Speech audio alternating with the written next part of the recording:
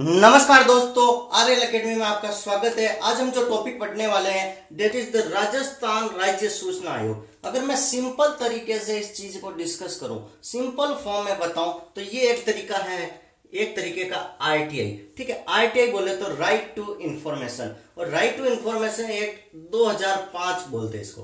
ठीक है, तो क्या होता है कि आरटीआई एक्ट 2005 कहता है कि इसके अंतर्गत इस देश के हर नागरिक को अधिकार है कि वो बिना कोई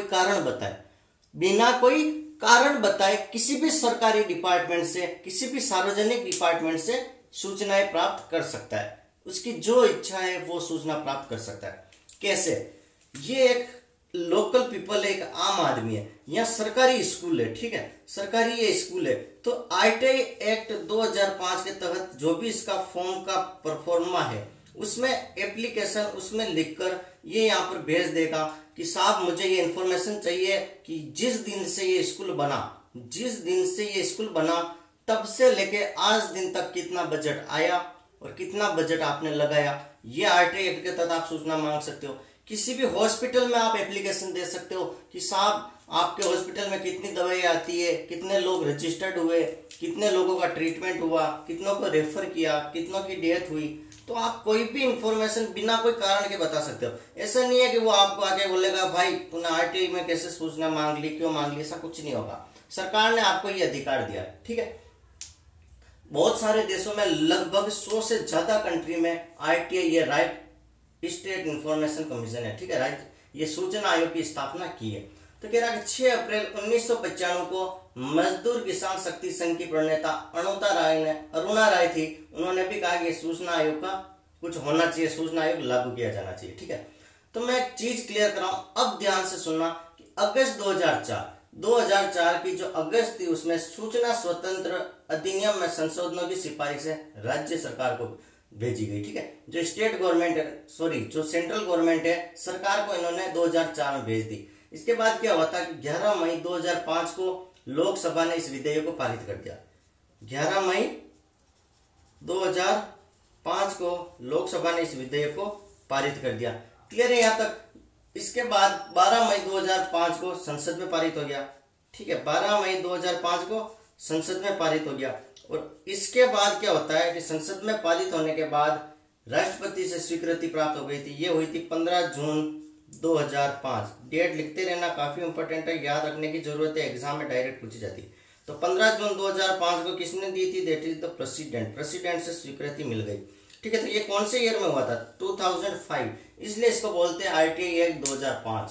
यहां तक कोई डाउट है? ओके, अब मैं बात करता हूं दैट इज द राज्य सूचना आयोग। राज्य मतलब स्टेट वाइज, सेंट्रल का तो जो होना था हो गया, लेकिन स्टेट का राज्य सूचना आयोग का गठन कब हुआ था? तो ये हुआ था 13 अप्रैल 2006 को। याद रखना ये डेट, 13 अप्रैल 2006 को राजस्थान राज्य सूचना आयोग का गठन किया गया और 18 अप्रैल 2006 को स्टार्ट भी कर दिया। मतलब जो शपथ थी ना वो भी दिला दी। किसको? एमडी कोरानी को।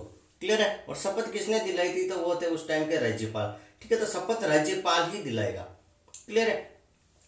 अब आता है कि राज्य सूचना आयोग का गठन अनुच्छेद 15 के अंदर आएगा।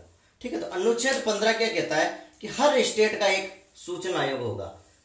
ये कहता है कि एवरी स्टेट, हर एक स्टेट का एक सूचना आयोग होगा। क्लियर है?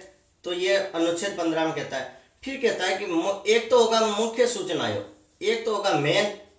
ठीक है, एक तो मेन बैठेगा चेयर पर। इसके बाद 10 और हो सकते हैं। इसके बाद कितने और हो सकते हैं? 10। क्लियर है? Okay, now come to the next. इनकी नियुक्ति कैसे होगी? तो जो इनकी नियुक्ति होगी वो होगा राज्यपाल द्वारा समिति की सिफारिश पर। राज्यपाल द्वारा स्टेट का मालिक एक तरीके से किसको बोलते हैं अपन? राज्यपाल। जैसे हम सेंटर में क्या बोलते हैं? राष्ट्रपति, प्रेसिडेंट।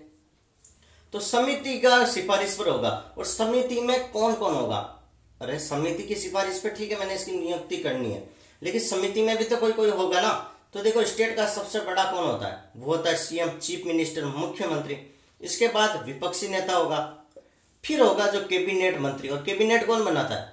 मुख्यमंत्री खुद बनाता है। तो उसके सदस्य, उसके मंत्री भी होंगे। ये सब मिलकर एक डिसाइड कर लेंगे कि भाई अपने को राज्य सूचना आयोग का किसको बनाना है। मुख्य आयुक्त किसे बनाएंगे, सूचना आयुक्त किसे बनाएंगे। तो 4 दिसंबर 2020 को जिसको बनाया है वो है डीबी गुप्ता सूचना आयोग, ठीक है, और इसके साथ 2 असिस्टेंट और बनाए गए। क्लियर है। अब बात करते हैं कि राजस्थान राज्य सूचना आयोग की हमने स्थापना कर दी। अब इनमें जो राज्य जो शपथ दिलाएगा सूचना आयुक्त को, शपथ कौन दिलाएगा इसके सदस्यों को, तो जो इसको शपथ दिलाता है वो है राज्यपाल, ठीक है। और जो त्याग पत्र होता है, त्याग पत्र मतलब किसी को जॉब अच्छी नहीं लगी 2 साल की और कि भैया जी मैं तो रिटायरमेंट लेना चाहता हूं, मैं तो अब सूचना आयुक्त के पद पर नहीं रह सकता, तो इन्होंने कहा था कि राज्यपाल को दे सकते हो आपका अपना इस्तीफा, लेकिन कैसे, खुद के हस्ताक्षर द्वारा, खुद के हस्ताक्षर साइन करके उनको एक एप्लीकेशन वगैरह जो भी प्रोसेस है उस फॉर्म पे लिख के आप दे दीजिए कि भाई साहब सर जी मैं इस्तीफा चाहता हूं, तो वो आपके इस्तीफे का स्वीकार कर लेंगे। आगे की प्रोसेस। अब इनकी सैलरी कितनी होती है, तो मैंने बताया एक होता है मुख्य सूचना आयुक्त, एक होता है अन्य सूचना मतलब सहायक सूचना आयुक्त।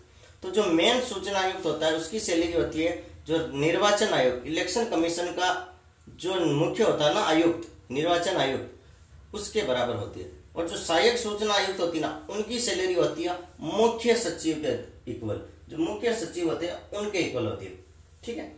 यहां तक क्लियर है, यहां तक आई थिंक आपको कोई भी डाउट नहीं होना चाहिए। और अब हम बात करने वाले that is about the Rajasthan राज्य सूचना आयुक्त और मुख्य सूचना आयुक्त को कैसे हटा सकते हैं। तो कह रहा है कि अनुच्छेद 17 में यह चीज मेंशन की है कि उसका कदाचार मतलब अगर उसका आचरण अच्छा नहीं हो, दादागिरी लगाता हो। सेकंड कहता है कि असमर्थता, वो समर्थ नहीं है कि अच्छे से डिसीजन दे सकता हो। फिर कहता है कि दिवालिया घोषित हो गया हो, भाई साहब गरीब हो तो फिर वो तो करप्शन करेगा डेफिनेटली।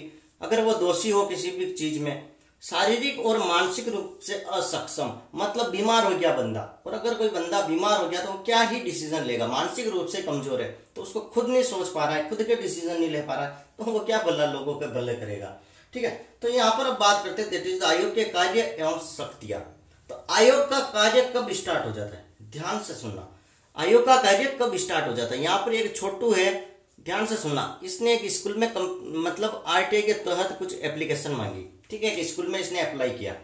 तो क्या होता है कि इस विद्यालय से इसने आरटीआई के तहत सूचना मांगी और ये विद्यालय इसको जानकारी नहीं देता है, जानकारी देने से मना कर देता है। तो ये क्या बोलेगा आयुक्त को कि सर मुझे मना कर दिया, तो उस टाइम आयुक्त एक्शन लेगा कि भाई ये तो आरटीआई एक्ट 2005 है, आपको सूचना देनी होगी, आप क्यों नहीं दे रहे हो।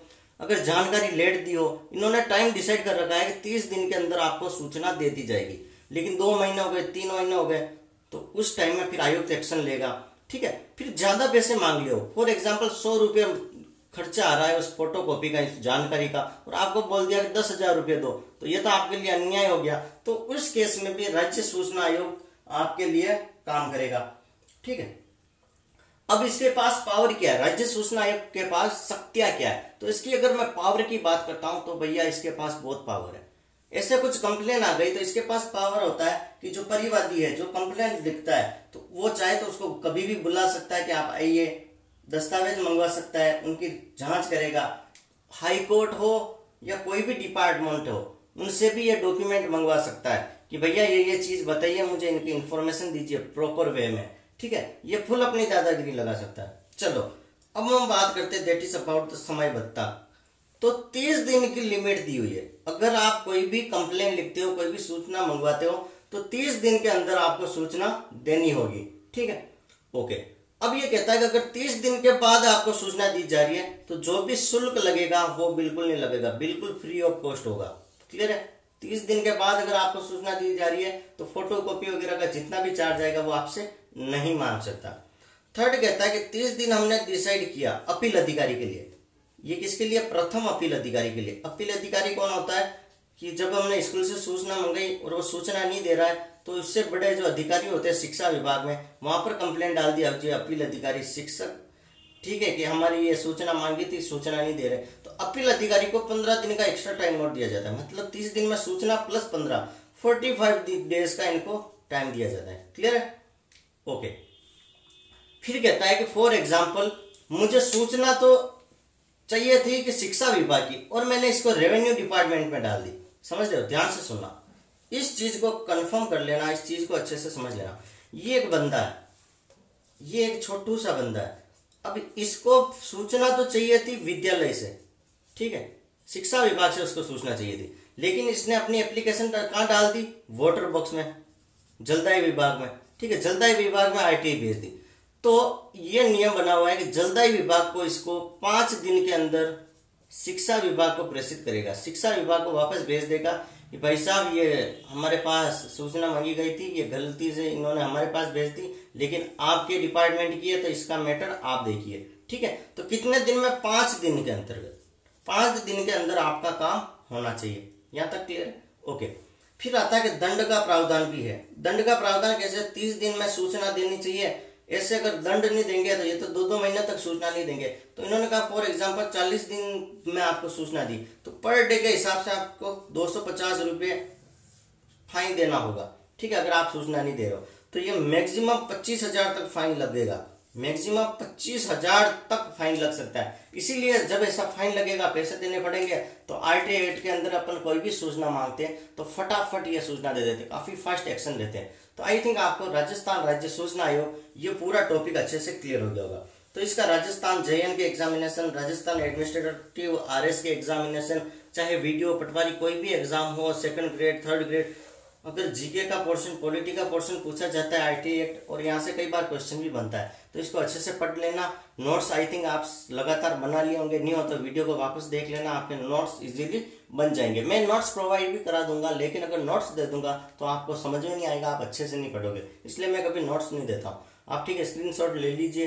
स्क्रीनशॉट ले लिया करो, मोर देन सफिशिएंट है। ठीक है, और अगर इस चैनल को लाइक, शेयर और सब्सक्राइब जरूर कर दे, अपने दोस्तों के साथ भी शेयर कर दे, ताकि हमें मोटिवेशन मिलता रहे कि हाँ आपको कोई चीज समझ में आ गई। Thank you so much.